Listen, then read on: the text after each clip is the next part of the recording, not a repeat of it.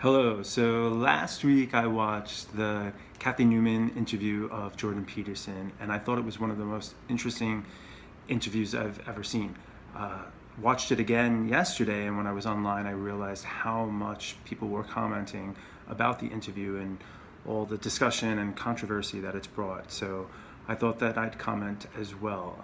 I'm not going to comment on the actual content of the interview, which is what, of course, brought me to watch the interview in the first place.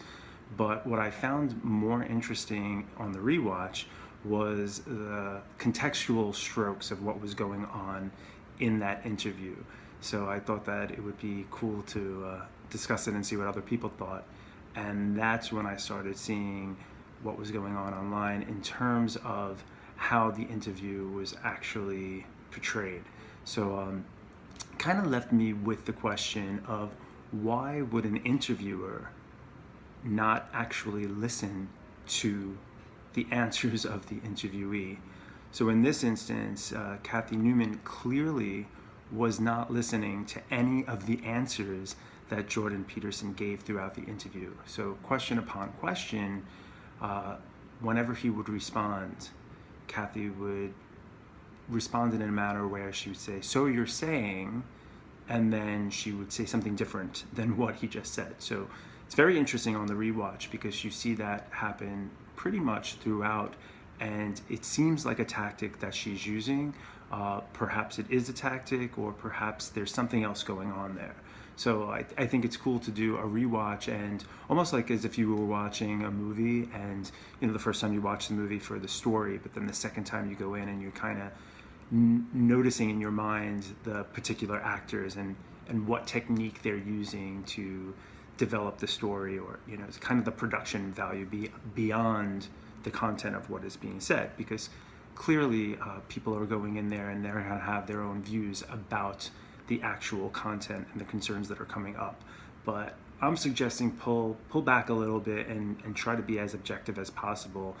Clearly, I know who Jordan Peterson is, and I know some of his work, and I know how he articulates himself, both in interviews and podcasts or workshops that he's done.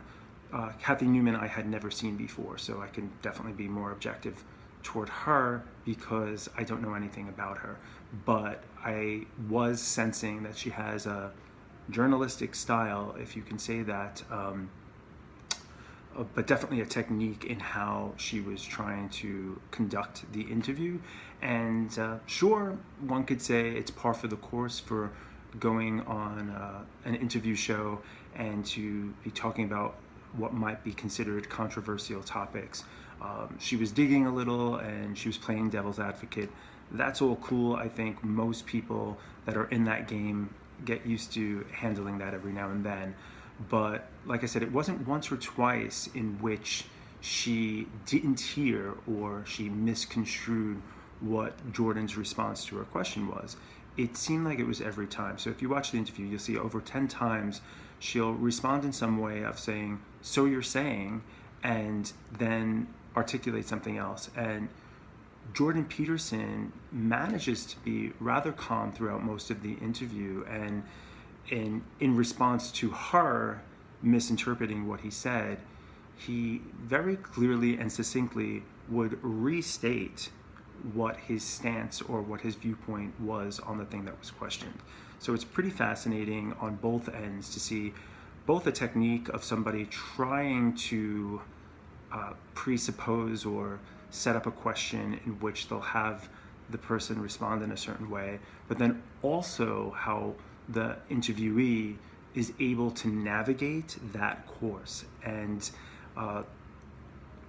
once again, like regardless of where you stand on the issues, you need to, well, I think we all need to watch this type of discussion, because this is what's been going on social media in many ways. When there's a heated debate, people take one or two stances like this, and oftentimes they're just arguing or having a circular conversation rather than listening to one person or the other. And I think when it is an interview setting, it is upon the interviewer to actually listen to what the interviewee is saying when you've asked them a question.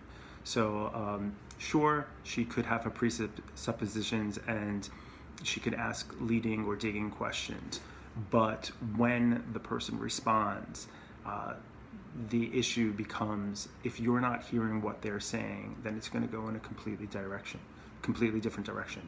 So then that makes somebody wonder, like, was this a deliberate tactic on the part of the interviewer, or Cathy Newman in this instance?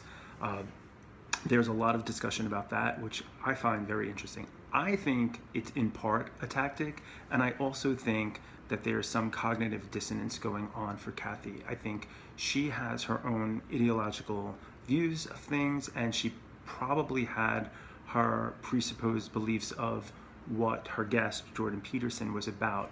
So when he stated something differently from either one of those two things, from either what she already believed or what she thought he was about, it just didn't make sense for her. So there are moments in the interview where you could see that disconnect. It's almost like she can't merge the thoughts together, and that's kind of what cognitive dissonance is all about. So for instance, if she has this belief that what Jordan is saying isn't correct, and then he says something that actually agrees with one of her beliefs, she can't resolve that in that moment. She can't rectify it. So she just goes along the path of what she already thought she was going to say anyway.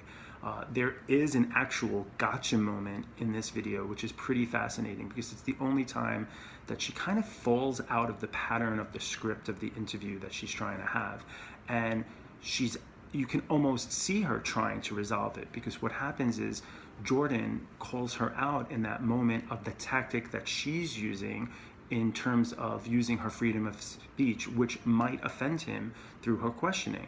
So he brings that up. Well, you're doing this right now to me. And then he ties that to something that he said earlier in the interview, in which she was saying, why are you using your freedom of speech to offend somebody? So he was able to bring that back around later in the interview and restate it to her, almost like, well, why is it okay for you as a journalist to do that? Or even better, he said, I think it's okay that you as a journalist do this. So when he poses it to her in that moment, there's almost a merging of those two beliefs, and the cognitive dissonance almost disappears. But she's not having it because she wants to stick to her ideology, and then after a few seconds she's able to come back to and go forward with her line of thinking and line of questioning again, and continues on with the tactics. But for me, I do believe that there's a lot of cognitive dissonance going on, and I think that this is how it is currently playing out in a lot of the discussions that are going online.